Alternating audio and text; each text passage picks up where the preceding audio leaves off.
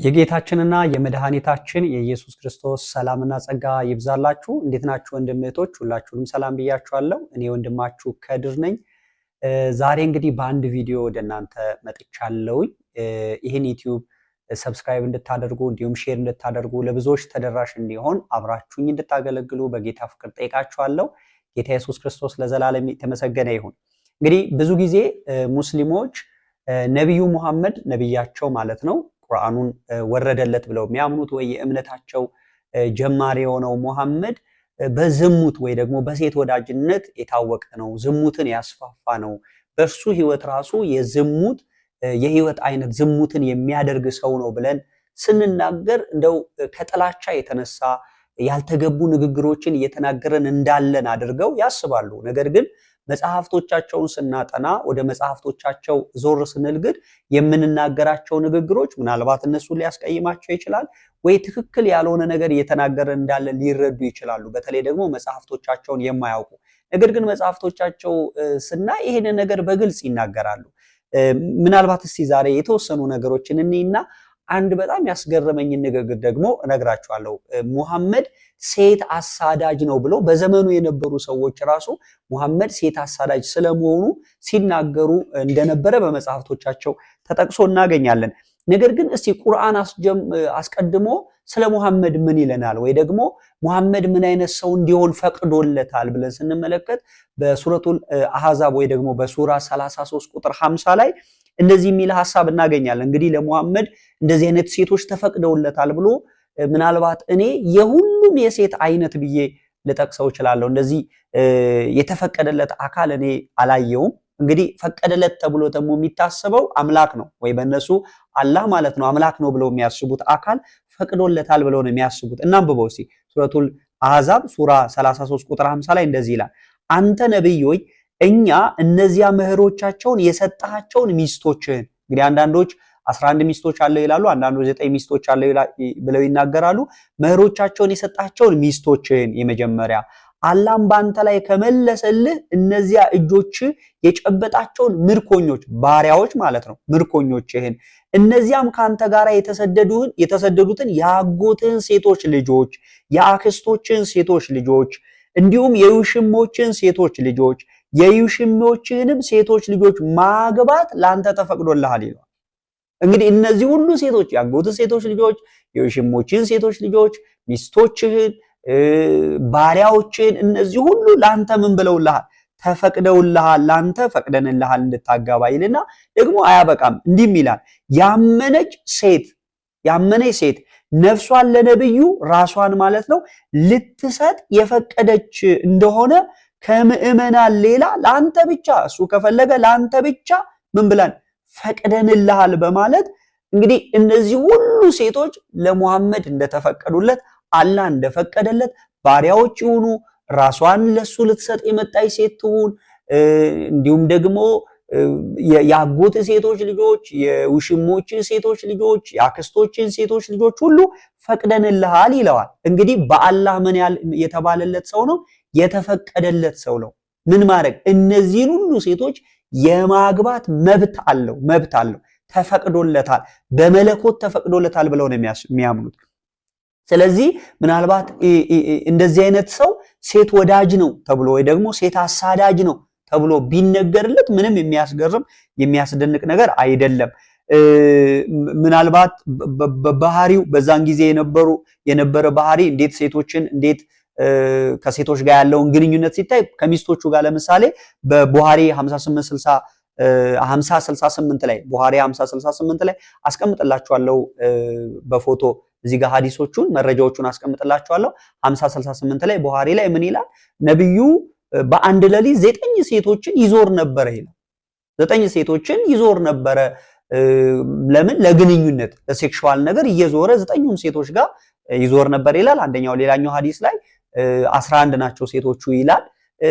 እነዚህን ሴቶች ለግንኙነት እንግዲህ ሚስቶቹን ማለት ነው ለግንኙነት ይዞር ነበረ፣ ሴክሹዋል ነገር ለማድረግ ይዞር ነበረ ተብሎ ይነገራል። እንደውም አንዳንዶቹ እንዳለ ሐዲሱን አስቀምጥላችኋለሁ የ30 ሰው የወንድ ጉልበት ለሴክሹዋል ተሰጥቶታል ብለው እንደሚያስቡ ሲናገሩና ያለን በሐዲሱ ላይና ለዚህ እንደዚህ አይነት ሰው ሴት ወዳጅ ነው፣ ሴት አሳዳጅ ነው፣ ራሱ ለሴክሹዋል አሳልፎ የሰጠ ሰው ነው ተብሎ ቢታሰብ ወይ ቢነገር ምንም የሚያስደንቅ ነገር አይደለም። እንዲሁም ደግሞ በቡሃሪ 371 ላይ ሄዳችሁ ስትመለከቱ ሙሐመድ ወደ ጦርነት ይወጣና ጦርነት ላይ እንግዲህ ያሸንፉና ምርኮ ይማርካሉ። ከምርኮኞች መካከል ከባሪያዎች መካከል ሴቶች አሉ። አንድ ወጣት አንድ ሰው ይመጣና ወደርሱ ነብዩን ሴት እፈልጋለሁ ከባሪያዎች መካከል ሴት እፈልጋለሁ ብሎ ይላል። ከዛ ሂድና ውሰድ ይለዋል። አንዲትን ሴት ይወስዳታል። ያቺ ሴት ደግሞ የከበረች ሴት እንደሆነች ምናምን ይነገራል በሐዲስ ላይ። የከበረች ሴት ነች። አዲስም ሙሽራ እንደነበረች የሚናገርም ሐዲስ አለ። እንግዲህ ባሏ በዚያ ጦርነት ውስጥ ተገሎ ነው ተብሎ ይነገራልም። ያቺ ሴት ያ ሰው ሲወስዳት አንዳንድ የሙሐመድ ተከታዮች አዩና ወደ ሙሐመድ መጥተው እንደው እቺ ሴት የሰጣሃት ለዚህ ሰው የሰጠኸው ወይ ውሰድ ያልከው አንተ ነህ ወይ ፈቅደህለታል ወይ ተብሎ ሲጠየቅ ሙሐመድ አዎ ብሎ ይላል። እቺ ሴት ግን ለሱ አትገባውም፣ ላንተ ነው የምትገባው የከበረች ነችና ብለው ሲሉት እንግዲህ ጥሯቸው ብሎ ያስጠራና ወንድየውን ሂድ ይለዋል። እሷን እንደወሰዳት ይነገራል። ሶፊያ የምትባለውን ሚስቱን ማለት እንደወሰደትና እንዳገባ ይነገራል። እንደዚህ አይነት ባህሪ ያለው ሰው ሴት ወዳጅ ነው፣ ሴት አሳዳጅ ነው፣ ለሴክሹዋል ነገር ማለት ነው ሴት አሳዳጅ ነው ተብሎ ቢነገርለት ምንም የሚያስደንቅ ነገር ሆኖ አይታየኝም። እኔ እንግዲህ እነዚህን ባህሪዎቹን ስንመለከት እንደው በጊዜው የነበሩ የሱ ሚስቶች እንደው ከሚስቶቹ መካከል አንዷ የሆነችው አይሻ ራሱ ሴቶች ወደሱ መተው ራሳቸውን ይሰጡት እንደነበረና በዚህ ነገር ደግሞ ሴቶቹን እንዴት እንደው ዝቅ ያሉ ሰዎች ናቸው ብላ እንዴት ራሳቸው እንደዚህ ያዋርዳሉ መተው እንዴት ራሳቸውን ለሱ ይሰጣሉ ብላ ስትደነቅ እንደነበረ በቡሃሪ 4788 ላይ እናያለን። ይገርመኝ ነበረ። ምንድነው የሚገርማት? ሴቶቹ እየመጡ ራሳቸውን አሳልፈው ለነብዩ ምን ይላሉ? ይሰጣሉ። ይሄ ደግሞ እንደው አስነዋሪ ነገር እንደሆነ አርጋ ነው የምታወራውና እንዴት እንደዚህ ዝቅ ይላሉ? እንዴት ራሳቸውን ያዋርዳሉ ብላ ስትናገር እናያለን በዚህ በቡሃሪ 4788 ላይ። እንዲሁም ደግሞ በቡሃሪ 5120 ላይ ደግሞ ስትመለከቱ አንድ ሰው አናስ የተባለ ሰው ታሪክ ይናገራል ለልጁ ማለት ነው። ወደ ነብዩ ወደ ሙሐመድ ሴቶች ይመጡና ራሳቸውን ይሰጡ እንደነበረ ራሳቸውን ያቀርቡለት እንደነበረ ለተዳር ብዙ ሴቶች ራሳቸውን ያቀርቡለት እንደነበረ ለልጁ ታሪክ ሲናገር ልጁ እንዴት ዝቅ ያሉ ሰዎች ናቸው እንዴት ራሳቸውን አያፍሩም መተው ለሙሐመድ ራሳቸውን ለወንድ አሳልፎ ሲሰጡ አያፍሩም ምናምን ስትል ኖ ይላታል። ለምን? ነብዩ ስለሚወዱት ነው፣ ነብዩን ስለሚያፈቅሩት ነው ራሳቸውን አሳልፈው የሰጡትና ካንቺ የተሻሉ ናቸው ብሎ እሷ እንደውም ዝቅ ሲያደርጋት ይሄ የሙሐመድ ተከታይ እናያለን። ስለዚህ እንደዚህ አይነት ባህሪ ያለው ሰው ሴት አሳዳጅ ነው ተብሎ ቢነገርለት ምንም የሚያስደንቅ ነገር የለም። ዛሬ ይሄንን ቪዲዮ የሰራውበት ብቸኛውን ልነግራችሁ የፈለኩትን መረጃ ልንገራችሁ። እንግዲህ ይሄ መረጃ ያለው እዚህ መጽሐፍ ላይ ነው። ይሄ መጽሐፍ የአልጠበሪ እንግዲህ የመጨረሻዎቹን የሙሐመድን ታሪኮች የጻፈበት መጽሐፍ ነው። ወደ መጨረሻው ዘመን ላይ ማለት ነው የነበሩ ታሪኮችን የጻፈበት ቮሊዩም 9 ነው። የአልጠበሪ ታሪኮች ውስጥ አልጠበሪ ከጻፋቸው ወይ ደግሞ አልጠበሪ ካቀረባቸው ዘገባዎች ታሪኮች መካከል ወደ የ9ኛው ቮሊዩም ነው። ወደ መጨረሻው የሙሐመድ ታሪክ ላይ ያለ ነገር ነው። በዚህ በገጽ 139 ላይ አንድ ታሪክ ይነግረናል።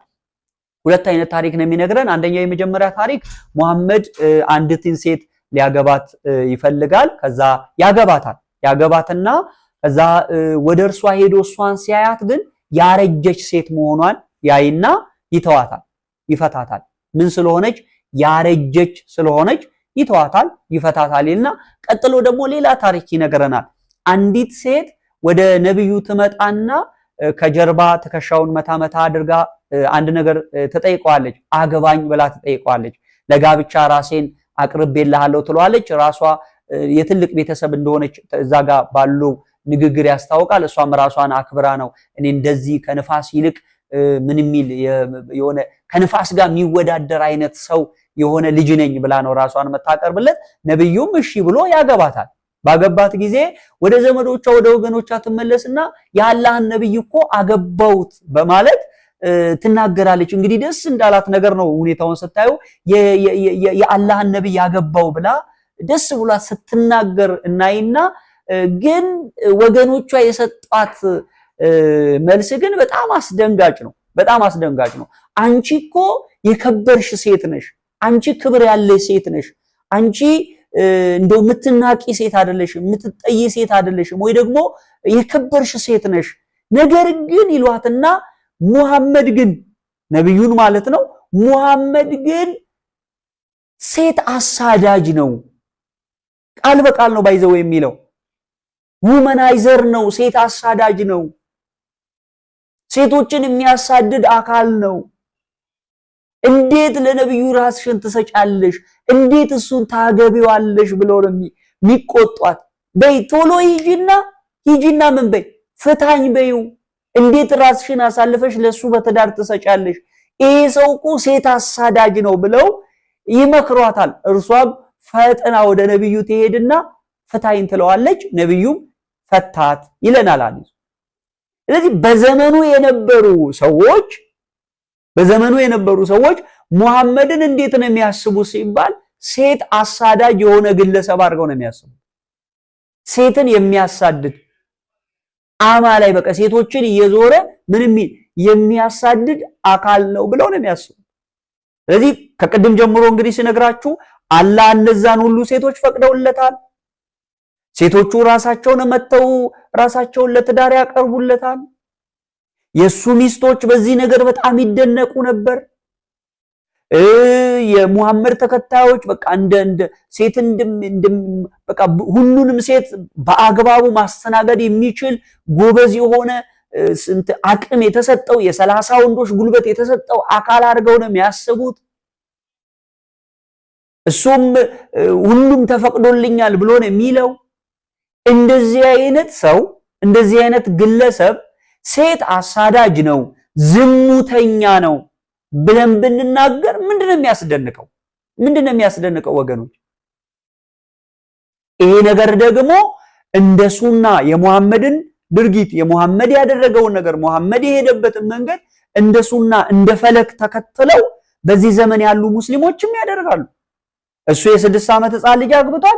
እነሱም ህፃናትን ለማግባት ራሳቸውን ያዘጋጃሉ። በሀገራችን ራሱ እንደዚህ አይነት ነገር አለ።